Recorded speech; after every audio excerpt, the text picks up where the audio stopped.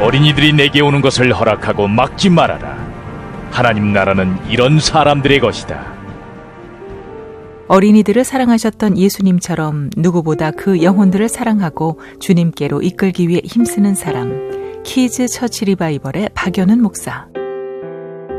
점점 줄어드는 아이들, 사라져가는 교회 학교를 세우기 위해서 그는 학교 앞에서 아이들을 만나는 스쿨존 전도 전략을 개발해서 놀라운 열매를 맺고 있습니다. 한때 한국교회 음악목회자 양성을 위해 많은 일을 감당했지만 생각지 못한 실패에 부딪혀 세상과 단절한 채 살았던 시간들. 그런 박 목사를 다시 일으켜 세운 것이 바로 순수한 어린이들, 그 아이들을 향한 사랑과 사명이었습니다.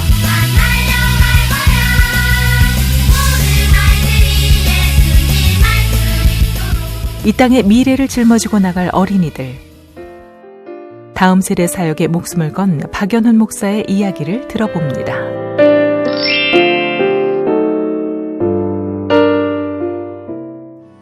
여러분 안녕하십니까. 새롭게 하소서 김학중 목사입니다. 안녕하세요. 김정아입니다.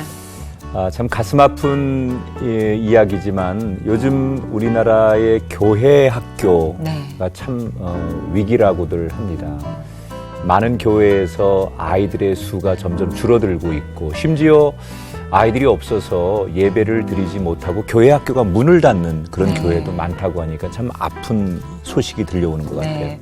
그런데 이런 상황 속에서도 특별한 전도 전략으로 돌파구를 찾은 분이 있어서 화제가 되고 있는데요. 오늘 저희가 이분께 좀 한 수 배워가야 할 것 같습니다. 기대가 됩니다. 네, 키즈 처치 리바이벌 대표 박연훈 목사님 모시겠습니다. 네, 안녕하세요. 목사님 어서 오세요. 반갑습니다. 안녕하세요. 아유, 반갑습니다. 목사님 어서 오세요. 네. 안녕하세요. 야, 어린이 반갑습니다. 사역하셔서 그런지 어린아이 같은 그런 미소가 약간 개구장이 같은 모습. 목사님, 저 우리 시청자들에게 진짜 인사 좀 한번 해주시죠. 안녕하세요. 37년째 어린이 사역 외길을 가고 있는 박연훈 목사입니다. 이야. 네. 아니, 뭐, 이게 37년째라고 하니까는 한 5살 때부터 어린이 사역을 하시는 것 같은데. 그러니까요. 아니, 근데 저희 궁금한 게 목사님이 이끌고 계신 키즈 처치 리바이벌은 어떤 곳인지 좀 궁금해요. 네, 1996년도에 어린이들을 어떻게 구원의 확신을 얻게 하고 은혜 체험을 하게 할까 하는 단체로서 교회 학교 성장연구소로 개소가 되었습니다. 네. 그러다가 작년에 네이밍 체인지를 해서 키즈 처치 리바이벌. 그러니까 교회 속의 교회, 어린이 교회로 교회를 다시 부흥시키자. 이런 이제 기관이 된 거죠. 사실 모든 목사님들이나 또 교회학교 선생님들이 어린이들 전도하고 부흥하는 것에 대한 관심이 많아요. 그렇죠. 근데 하다 안 되는 거예요. 특히 요즘은 더 어렵다. 이런 얘기를 말씀하시는데 목사님은 그 어려운 환경 속에서도 이 일을 하고 계시고 이 일에 대해서 할 수 있다. 이런 얘기를 많이 하시거든요. 나름대로 목사님만의 어떤 비법이 있으실 것 같아요. 일단 현장에서 아이들을 만나보고 싶었어요. 네. 그래서 직접 이제 스쿨존, 학교 전도. 앞에 가서 네. 학교 앞으로 가 보았더니 우리가 가지고 있던 이 다친 마음들이 전혀 아니고 우리를 반겨주고 반가워하고 심지어 학부모들도 감사해하고 네. 이런 그 현상들을 보면서 다시 교회 학교가 일어날 수 있는 길이 있다. 이런 것을 그럼 등하굣길에 학교 앞에 가서 아이들을 직접 매일 만나고 전도하고 그러신다는 얘기인가요? 그렇죠. 지금 4년째. 4년째. 거의 뭐 매일 비가 오나 눈이 오나 바람이 부나. 아니 근데 사실 그 학교 앞에서 이렇게 전도를 하시다 보면 좀 싫어하거나 꺼려하는 이제 부모님들이라든지 아이들도 조금 왜 여기서 이런 좀 반응들은 없나요? 있죠. 네. 우선 이제 전도의 트렌드가 지금은 바뀌었어요. 하나님이 저를 그게 현장에 있다 보니까 알게 해주셨는데 옛날에는 학교 앞에 아이들을 만나서 전화번호를 소위 딴다 그러죠. 번호를 따는군요. 전문 용어. 이름을 적고 전화번호를 많이 적어 왔을 때, 오늘 전도를 성공했구나. 혹은 몇 명의 아이들을 데리고 약간 길을 비켜놔서 구원 상담을 했을 때. 흔히들 옛날에 유명한 많이 그렇게 했죠. 그런 책, 이런 것들을 제시하면서 천국을 제시하고 아이들과 얘기를 나눈 다음에 영적 기도까지 시켰을 때, 아, 오늘 전도에 성공했어. 네. 이렇게 했거든요. 네.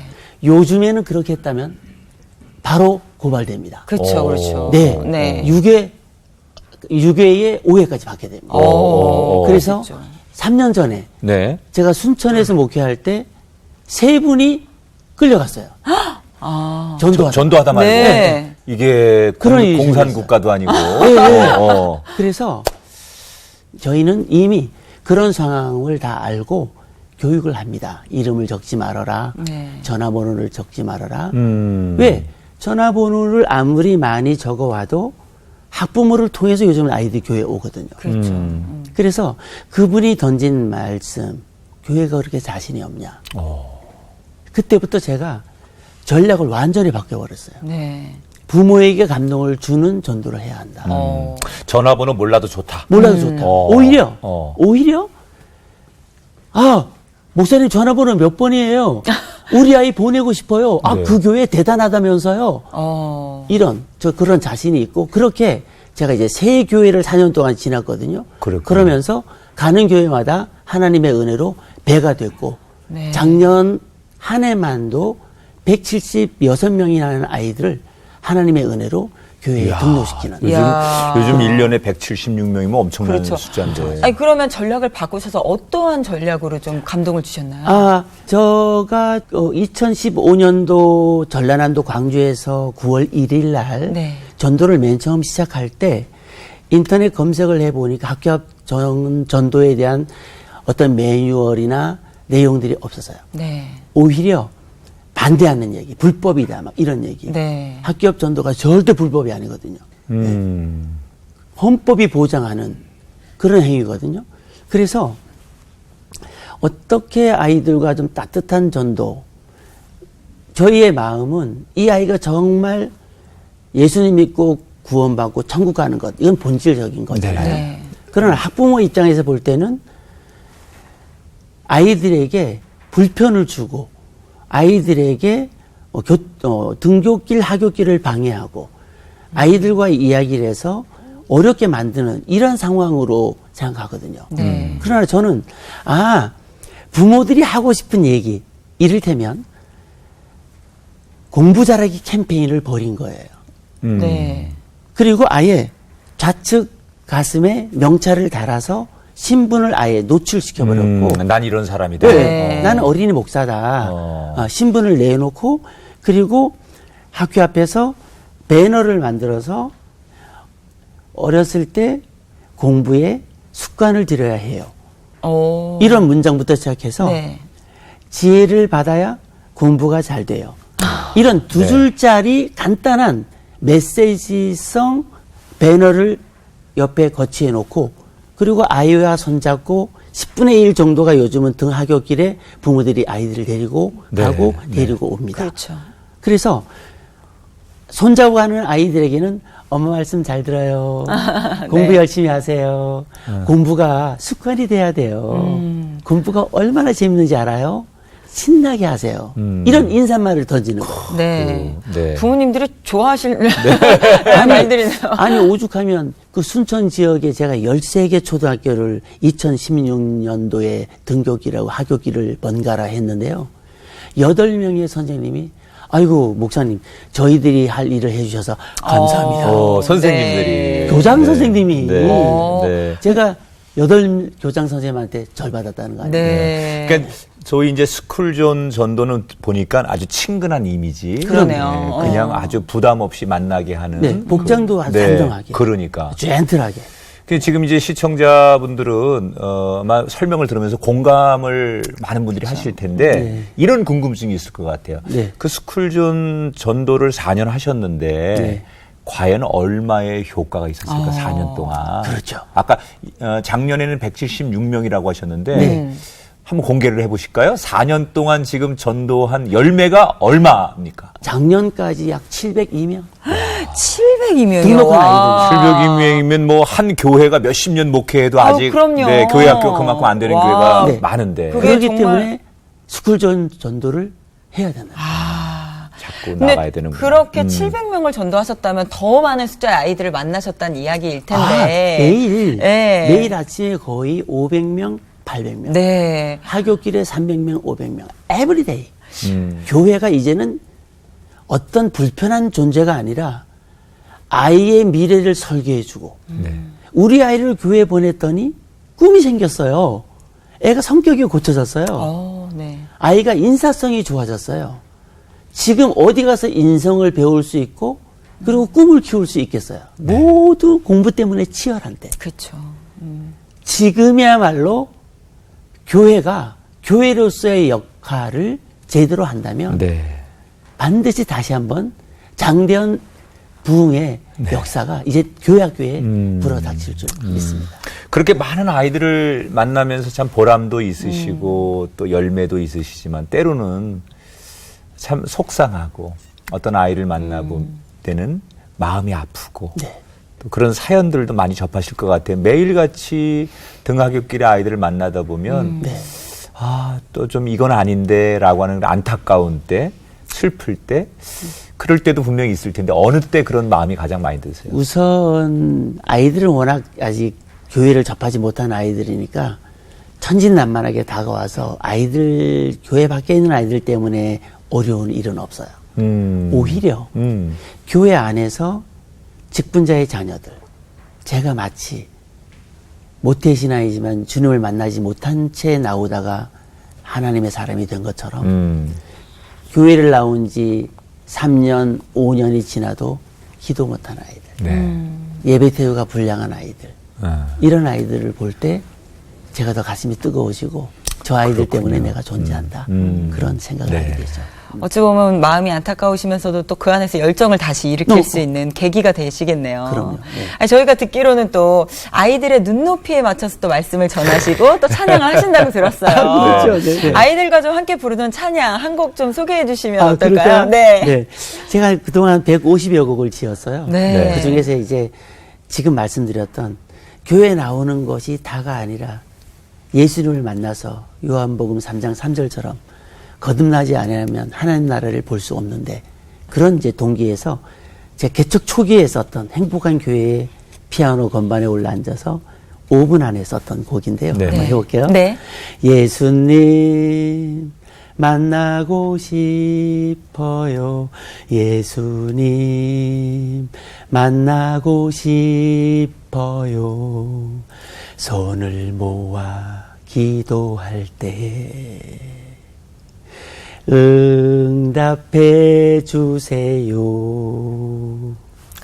이거 흥얼흥얼 따라 금방 할 수 있을 것 같아요. 저희 아들이 예수님. 율동 이렇게 하면서 만나고 싶어. 이거 진짜요? 교회에서 발표도 하고 그랬었거든요. 인기곡입니다. 그러네. 네. 지금 흥얼흥얼 따라 질 수 있는 노래인데 보니까 저는 많이 다 듣던 외웁니다. 노래야. 네. 성경학교 때 기도회에서 가장 많이 불려요. 그렇구나. 네, 아이들이 좋아하는 찬양이에요. 네. 자, 이렇게 지금 이렇게 외모를 봬도 정말 여전히 어린 아이들하고 너무 친하게 지낼 수 있을 것 같은 그런 모습을 가지고 계시고 네. 또 실제로 평생 어린이 사역을 하시는 목사님. 목사님의 어린 시절은 어땠을까 이제 궁금해지기 시작하는데 네. 그렇군요. 목사님은 어린 시절 어떤 아이였습니까? 네, 저는 이제 강원도 평창 요즘 올림픽 때문에 유명했잖아요. 네.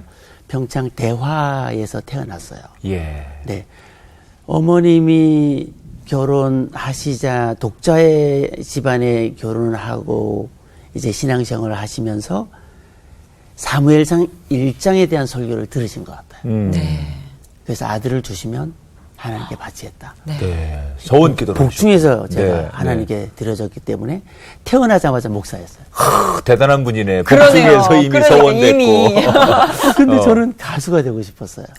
네, 정말 가수가 되고 싶어서 중3 때 벌써 어쿠스틱 기타를 다 뗐었고 그냥 코드 노래만 들으면 그냥 부를 수 있고 네. 동네 콩쿠르는 다 나가서 금상 은상 받고 원래 음악적인 재능이 또 뛰어나셨군요. 네. 아니 근데 그러던 분이 지금 이렇게 목사님이 되셨단 말이에요. 어떤 그 부르심이 있으셨나요? 어머님이 이제 저를 그렇게 바쳤는데 제가 하는 소위 꼴을 보니까 저렇게 해서 목사가 되겠나 이제 그런 걱정이 있었던 거죠. 네. 그래서 이전에는 여름에 좋은 수련회가 많았어요. 네. 네. 평창 약수에 어른들 여름 수련회가 있었는데 네. 저를 몇 주 전부터 소위 꼬시더라고요. 네. 네. 너 이번에 아주 좋은 수련회 있는데 가서 누나들이랑 놀기도 하고 갔다 오렴. 그때는 5박 6일씩 했어요. 네. 일주일 내내 한 거죠. 그러네요. 네. 그때 어머니 그러면 내가 갔다 올 테니까 경포대 바다 구경 갈 수 있게 용돈을 주세요. 네. 딜을 하셨네요. 제가 아직 그때까지 바다를 못 봤기 때문에. 네. 네. 그래서 어머니께서 뭐 완전히 기다렸다는 듯이 네. 오케이. 네. 그래서 갔어요.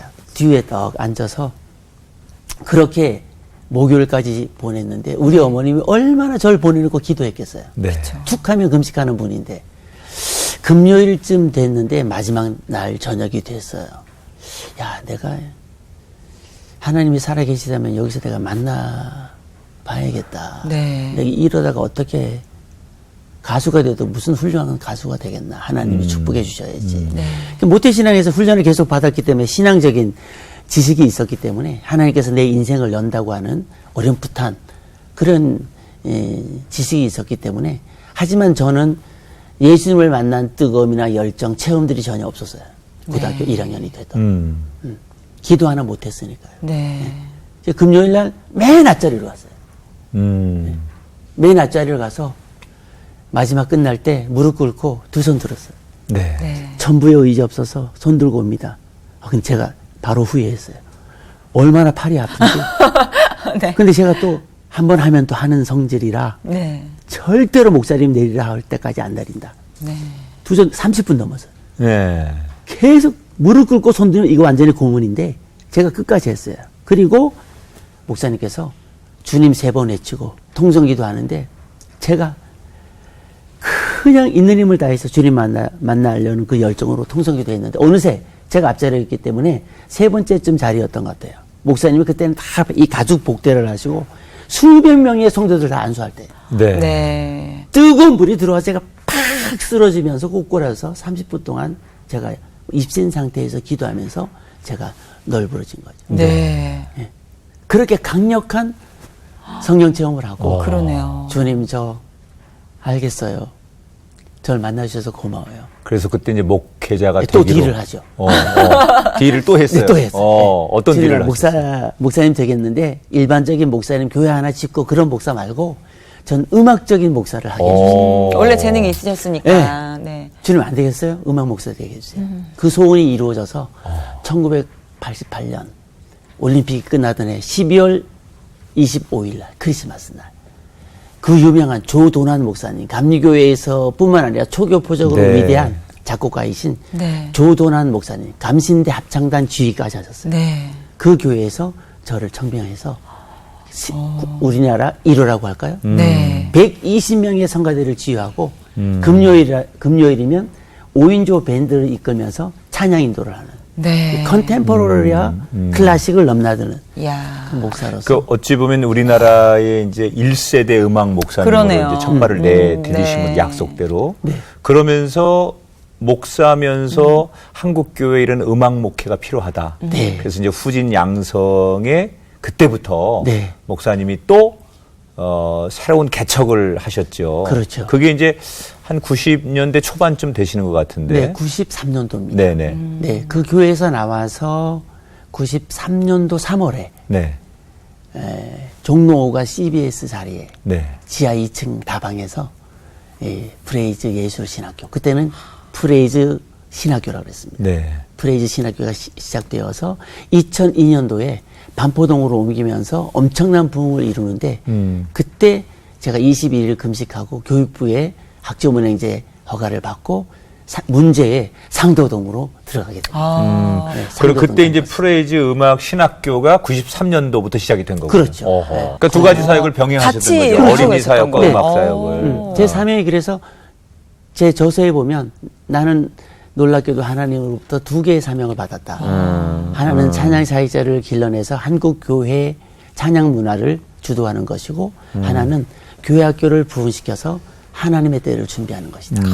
네. 저도 이제 기억이 나는 건 그 당시에 우리나라에 이제 음악 사역이라는 게 없었는데 음악 네. 목사, 음악 뭐 이렇게 CCM 사역자들을 배출하는 전문 이제 교육기관이 생겨서 그렇죠. 프레이즈 신학교에 많은 젊은이들이 이제 지원을 하고 네. 신학교이면서 음악만을 전문화하는 네, 아주 폭발적인 그래서 굉장히 부흥을 많은 그 부흥도 되고 또 엄청난 많은 사역자들이 유명한 사역자들이 많이 그렇습니다. 배출이 됐어요. 네.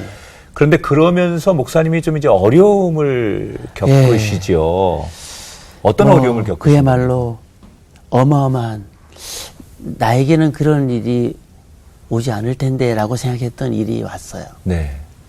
상도동에서 그 엄청나게 부흥할 때 당시 실용음악 학과장이 돈 스파이크였으니까요. 네. 그렇게 실용음악이 활성화되던 때,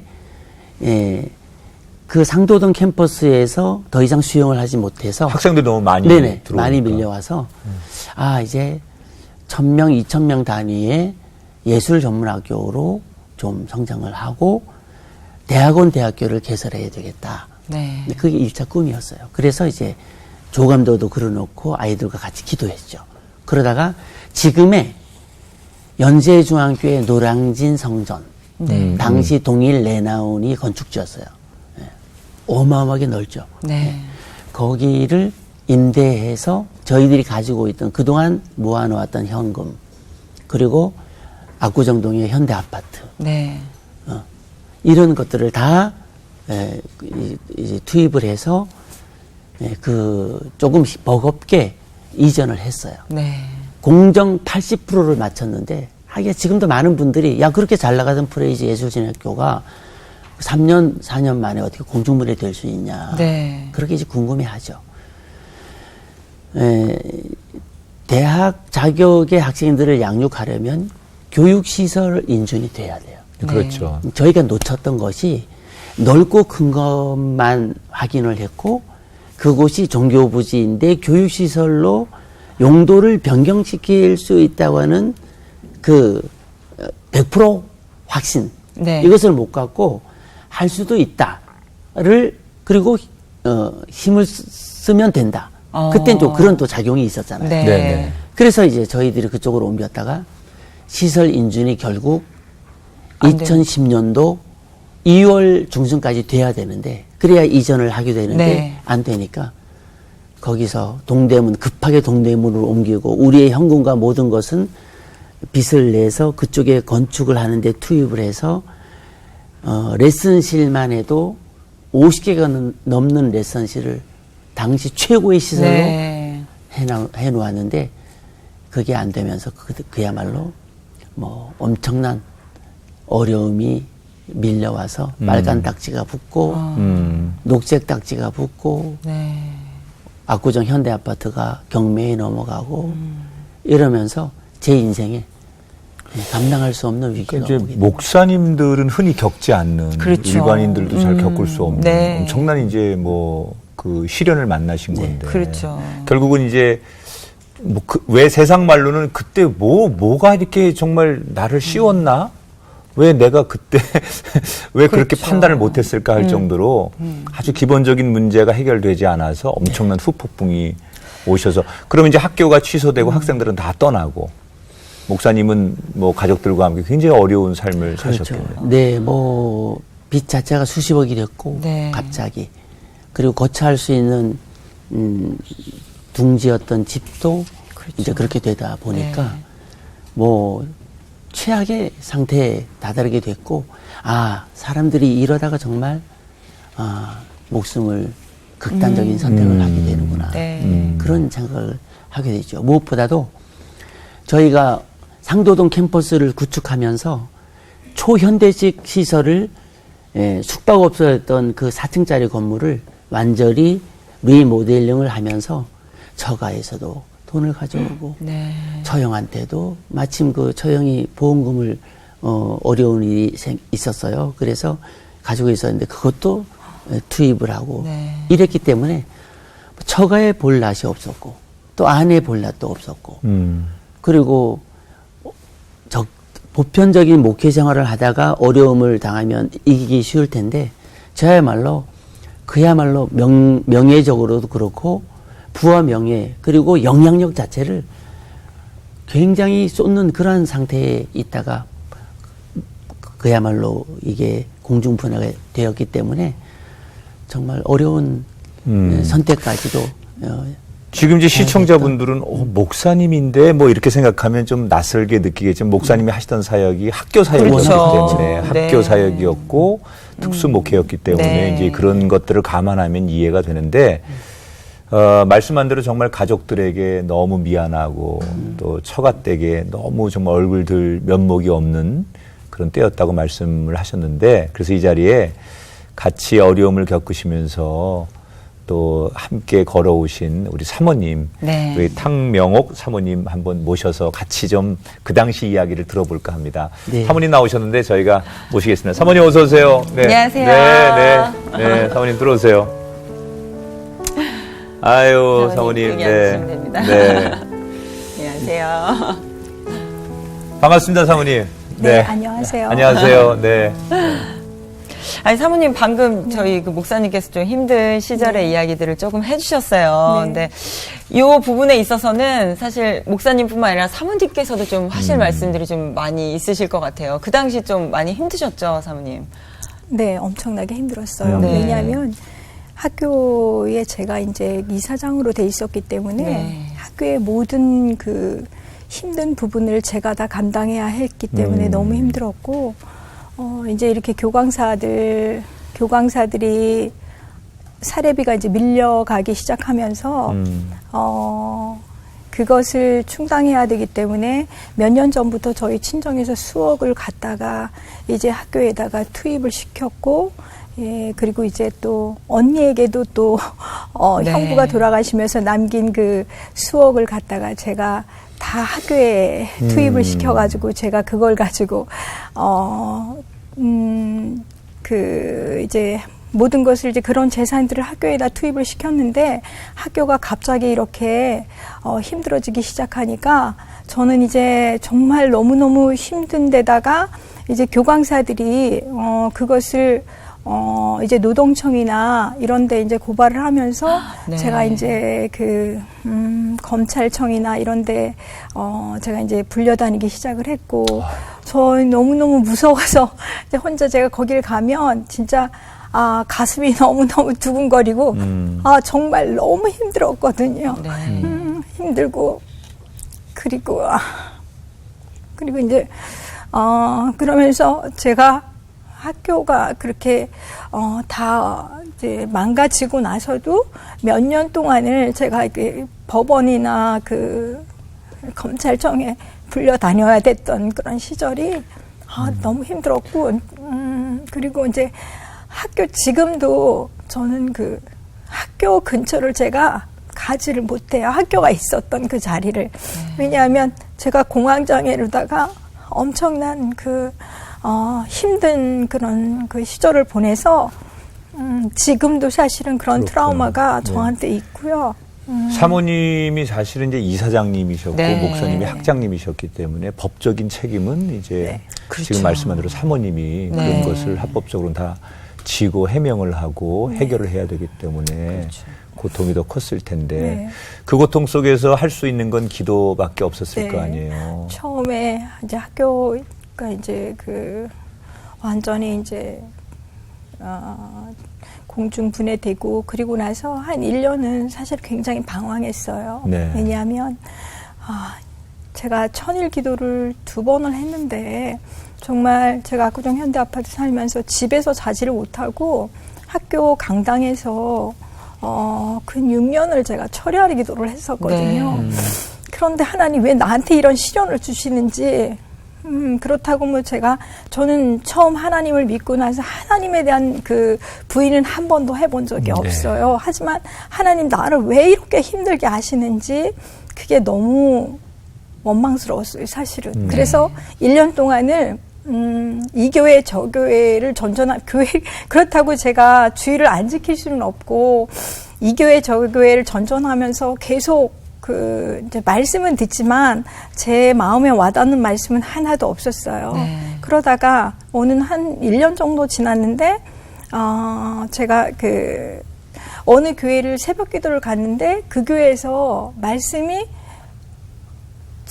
저가 말씀이 너무 좋고, 그 다음에 제가 그 교회가 그때 일주일 작정 새벽 기도를 했는데 나도 한번 일주일 작정 기도를 한번 해봐야 되겠다 그렇게 생각을 하고 이제 작정 기도를 시작했고요. 그리고 이제 그 교회를 이제 다니기 시작하면서 제가 이제 연세대학원 아세아 연합신학대학원의 상담 과정을 제가 공부를 하면서 거기에서 굉장히 치유를 많이 받았어요. 네. 상담을 공부하면서. 네, 상담 공부를 하면서 치유를 많이 받고 그러면서 이제 기도하면서 하나님께서 저에게 너에게 이전보다 더 영화롭게 해주리라는 그런 확신을 저에게 주셨고 제가 그 확신을 가지고 다시 또 일어설 수가 있게 됐던 것 같아요. 그리고 제가 무엇보다도 감사한 건 제 아들이 하나 있는데 아들이 너무 잘 커졌다는 거 한 번도 말썽 부리지 않고 작년에 결혼했거든요. 근데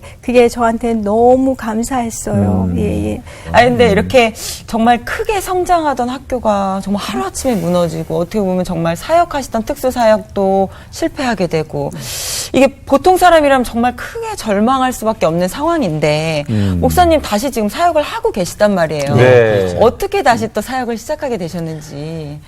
당시 동일 내나온 건물 2층에 거의 저희들이 옮겼었는데 거기에 변압기가 있어요. 네. 노량진에 움직이는 고압선인데 가끔 이제 전기가 떨어졌을 때 제가 전기를 좀 만질 수 있어서 올라가서 뚜껑 집을 열고 연결도 하고 그랬는데 나는 이제 내 사역이 끝났다. 난 이제 내 인생은 끝난 거야. 그렇게 하고 이제 드라이버를 들고 올라갔어요. 올라갔는데 어린이들이 제 눈앞에 확 펼쳐지면서 목사님 설교하실 때 자살하면 지옥 간다 그러지 않았어요. 목사님 절대로 안 돼요. 우리에게 그렇게 말씀해 놓으시고 목사님이 이러시면 안 되잖아요. 하나님께서 아이들을 제게 보내준 거죠.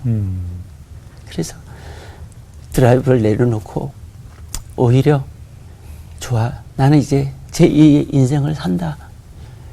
그렇게 하고 이제 결단을 하고 학교를 다 정리한 후에 5년 동안 집거를 했어요. 5년 동안 친구가 완전히 재산도 없었기 때문에 초등학생 친구가 너 잠시 있어라 하고 준 그 빌라에 집거하고 있는 상태에서 오직 찬양 듣고 기도하고 힘들어하고 기도할 힘조차 없었어요. 사실은. 그런 상태에서 여름 캠프가 있고 겨울 캠프가 방학이 되면 해야 되기 때문에 그리고 꾸준히 저에 대한 제가 교사 강습회나 이런 부분에 핫해져 있었기 때문에 세미나를 나가야 했고 그럴 때 또 영적 무장을 해야 교사들 앞에 말씀을 전할 수가 있고 또 캠프에서 아이들에게 많이 모일 때 2,003명까지 모였었거든요. 한 번에. 그런 엄청난 대집회를 인도할 때 하나님이 저에게 영역을 주셨고 아들아 내가 너에게 뜻이 있지 않겠냐 하고 하나님이 저를 깨우셨기 때문에 그 힘으로 이 캠프 때문에 아이들 때문에 제가 살게 됐고 5년 그 연단이 끝난 후에 올해는 뭔가 열릴 거야 하고서 강남 금식기도원 제가 21일 금식기도를 2번 한 곳이에요. 여기서 하나님 저 이제 열어주셔야 됩니다. 무슨 일을 시켜도 제가 할게요 하고 15일 기도를 했는데 기도하고 내려오자마자 전라남도 광주에서 전화가 온 거예요. 당신이 우리나라에서 가장 전문적인 어린이 사역자라는데 우리 교단은 통합식이다. 당신은 감리교인데 올 수 있겠냐? 할 수 있다.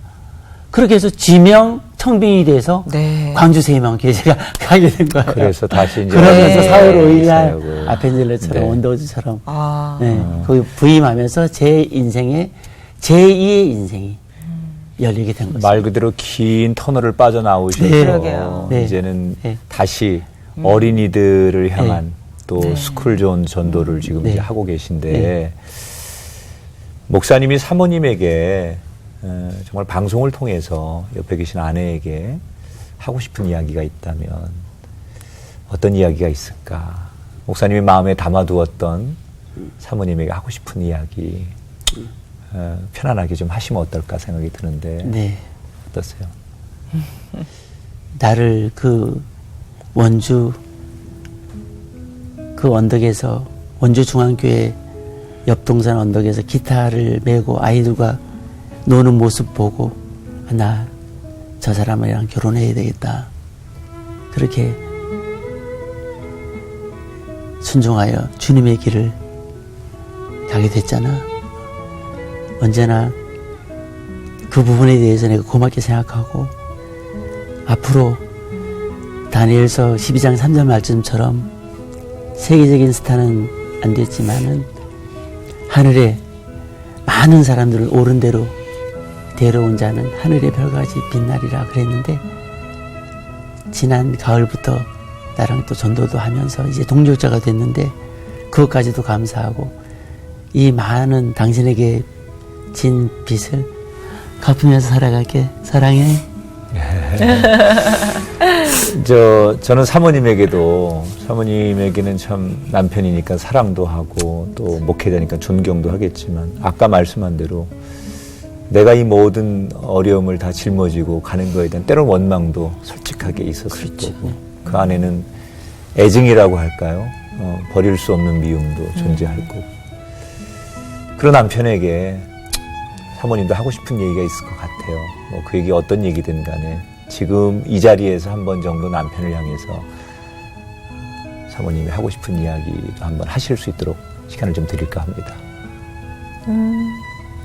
그래도 어려움을 잘 이겨내고 이렇게 하나님이 기뻐하시는 어린이 사역을 잘 이루어져 가서 너무 감사하고 주님 만나는 그날까지 정말 하나님이 기뻐하시는 그런 사역자로 하나님 앞에 충성하는 그런 저희 둘의 모습이 됐으면 좋겠습니다. 네.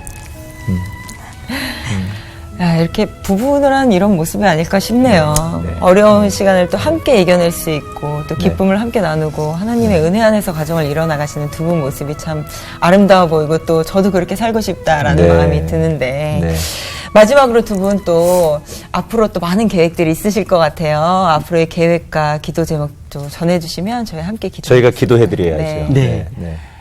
교회 학교가 안 된다 그러는데 4년 제가 현장에 있어 보니까 되고 있거든요. 네. 얼마 전 역삼역을 지나면서 SM 빌딩을 봤어요. 한국의 엔터테인먼트의 문화를 주도하고 있죠. 제가 4년의 경험뿐만 아니라 향후 계속 어린이 사역을 집중해 나갈 건데 한국 교회에 다시 한번 교회 학교의 부흥을 이룰 수 있는 모든 것들을 제공해 줄 수 있는 어린이 전도센터를 문화의 한복판에 세워야겠다. 그런 꿈을 가지고 있어요. 그래서 교회가 문 닫은 교회 지금 100개 중에서 68개가 문을 닫았다 그러거든요. 작년 최근 통계입니다. 교회 학교. 네네. 32%가 지금 남아 있는데 다시 한번 이 닫았던 문을 열고 교회 학교가 닫혀지면 미래의 한국 교회가 불투명하잖아요. 그 부분에 지금에 와서 생각해 볼 때 그런 모든 시련과 고통들이 오히려 이 중요한 핵심적인 일을 너가 보여줘야 된다 하고 하나님이 저를 지명했기 때문에 그러한 연단을 듣고 이제 겸손하게 아이들 앞에 눈높이를 맞추면서 아이들을 만나는 그런 기회를 줬다고 봐요. 그래서 어린이 전도센터를 문화의 중심지 강남에 세워서 한국의 교회 학교가 다시 일어나는 데 기여하는 그런 여전히 하고 싶어요. 그 가슴의 심장에는 어린이가 있으시군요. 우리 사모님도 뭐 개인적이나 또 가정적으로 또 사역적으로 기도 제목이 있으시면 저희가 좀 나누고 싶습니다. 저 학교 옆 전도를 나가면서 보니까 아이들이 아직까지 예수님을 모르는 아이들이 너무나 많아요. 어떤 아이들은 예수님이 누구냐고 물으면 시인인가요? 이렇게 물어보는 아이들도 있었고 저는 학교 앞 전도가 정말 절실하게 필요하다는 생각을 많이 가졌거든요. 이 땅에 정말 아이들이 예수님을 모르는 아이들이 너무나 많아서 너무 안타깝고 이 땅의 모든 어린이들을 위해 기도해 주셨으면 좋겠습니다. 네. 감사합니다. 네. 사실은 뭐 다음 세대 어린이들이 희망이다. 뭐 교회 학교가 죽으면 우리 한국 교회에 희망이 없다라는 이야기들은 참 많이 하지만 오늘 목사님의 그 두 분의 그 열정적인 이야기를 들으면서 우리가 너무 그동안 그런 이야기는 하면서 전도하거나 이 아이들을 부흥시키고자 노력하는 모습들은 좀 없지 않았나라는 좀 반성을 하게 되는 시간이었어요. 네, 좀 아마 많은 분들이 중요하다고 생각은 하지만 막막하게 생각했을 것 같은데 오늘 목사님 그 사모님 이야기를 들으면서 그렇구나, 아이들이 늘 등하굣길에 오고 가는 그 길목에서 예수님처럼 아이들을 사랑하고 만나주는 것, 그것이야말로 한국교회의 희망이다라는 것을 발견했고, 저는 무엇보다 두 분에게 개인적인 아픔이 잘 이렇게 치유되셔서 두 분의 사역 속에 언젠가 너희들이야말로 가장 내가 좋아하는 일을 한 큰 종이다라는 그런 상급을 얻으실 수 있는 목사님, 사모님 되기를 바라면서 다시 일어나셨으니까 정말 멋있게 한국 교회와 아이들을 위해 걸어가시는 모델이 되시는 두 분 되시길 응원해드리겠습니다. 저희도 응원하겠습니다. 네, 두 분 오늘 너무 고맙습니다. 네, 고맙습니다. 네, 감사합니다. 감사합니다. 내가 만난 하나님 모두에게 보여줘 이 어두운 세상 속에서 세계 빛을 비춰 친구들과 부모님 모든 사람들에게 하나님의 살아계심을 알게 해줘라. 살아계신 하나님 이제 모두가 알게 될 거야.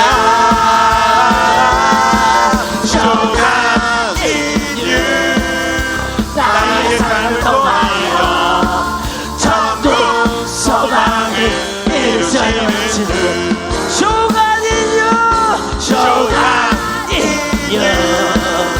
살아계신 하나님 이제 모두가 알게 될 거야. 쇼가니요 나의 삶을 통하여 천국 소망을 이루시는 주.